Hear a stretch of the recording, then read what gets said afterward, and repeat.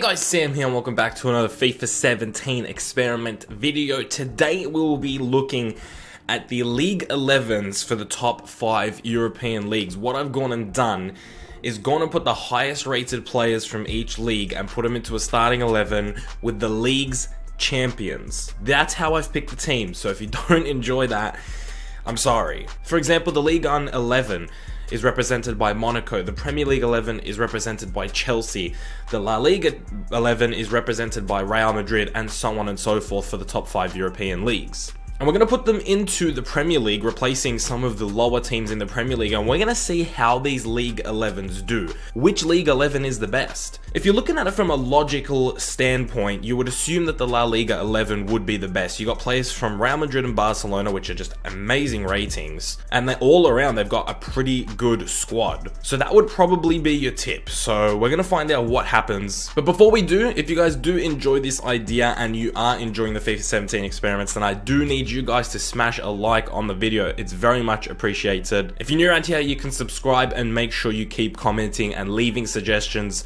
for future FIFA 17 experiments. Additionally, I would like to add that I do stream around afternoon UK time. I mentioned it in the last video. I'm currently streaming a Hoffenheim career mode, so if you guys want to come and watch it, I don't upload the streams, so you kind of have to catch them live. If it's something that you're interested in, you can sort of keep an eye out on that and join us in the live stream. And if you don't want to watch the live stream, then that's cool too. So without further ado, let's take a look at the teams that'll be representing their leagues, and then we'll jump into the simulation and see what kind of wacky results we get, because we know they're gonna be wacky, right? At this point, I think everybody watching knows that these results are gonna be, in some way, shape, or form, extremely weird. Okay, kicking things off with the French League 11, that is what it looks like. Cavani and Lacazette up front with Payet, Verratti, and Di Maria in the midfield, with Matuidi just kind of like holding that midfield and linking the defense up with the midfield. The fullback positions are taken by Patrice Evra and Serge Aurier, with Silva and Glick as the two centre-backs. Ruffier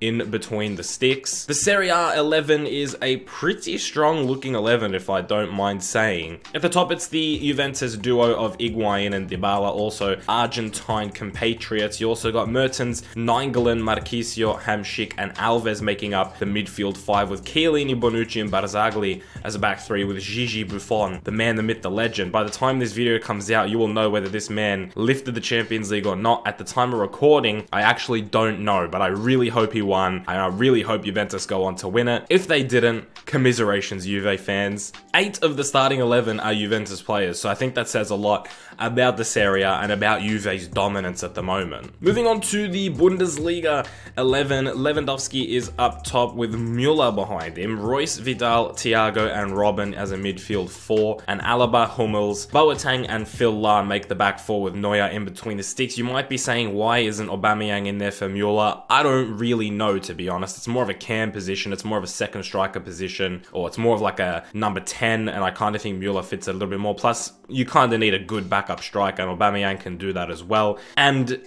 to be fair, he'll probably end up playing the games anyway, so it doesn't really matter.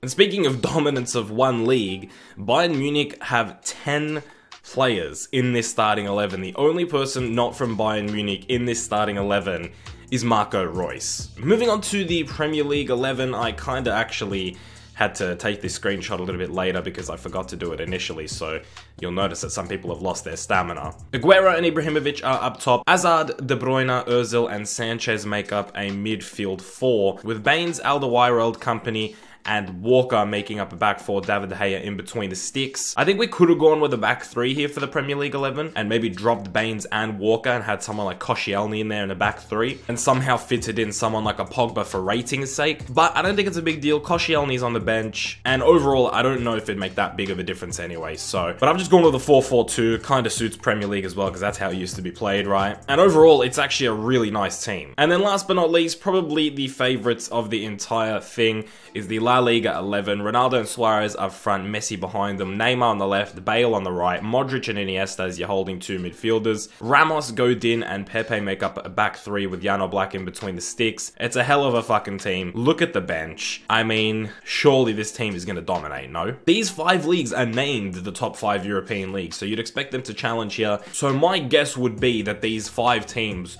should be the top 5. Keyword being should though. Watch like Everton win the league or something. I mean, you never fucking know, right? Okay, halfway through the season, what the fuck am I looking at? The La Liga 11 are in 14th. The French League 11 are 16th. And the German League 11 are 17th. What the fuck is going on? I'm really surprised. I'm lost for words, ladies and germs. I am lost for words as to what is going on right now. The Premier League 11 are currently at the top of the table, only by 2 points over Manchester City. Leicester City are in 3rd. The Serie A 11 are in 4th, tied with Liverpool. Burnley is in 6th. Arsenal in 7th. Everton in 8th. Palace in 9th.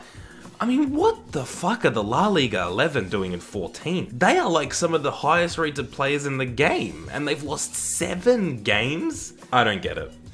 I don't get it, guys. I'm sorry. This one, we've had a lot of surprising shit, right? We've had Madrid finishing 20th halfway through the season, right? Like, we've had some really, really weird stuff happen. I mean, this is next level shit for me, personally. The Bundesliga 11 is pretty much the Bayern Munich team plus Marco Reus and Aubameyang. How are they 17th? How is that a thing? Oh my goodness, I better move on before my head explodes. This makes absolutely no sense to me. So without further ado, let's see what happens at the end of the season. The only saving grace we have right now is that the second half of the season tends to go very differently from the first half of the season in these experiments. So I just have my fingers crossed that the La Liga, especially the La Liga 11 and the Bundesliga 11, climb the table. I mean, a little bit. Just climb don't be in the bottom half of the league. It makes no fucking sense. Okay, it is the end of the season, and it is a pretty big whitewash here for the Premier League 11. A 7-point lead over the Serie A 11, who came in 2nd. Oh my goodness, thank you. The Bundesliga 11 climbed up to 3rd, and they picked up 3rd place, with the La Liga 11 coming in 4th. Unfortunately for the French League, they missed out. Not by a lot. I mean, they came 10th, don't get me wrong. They came 10th, but they were 4 points off of Manchester City. Like, it's not...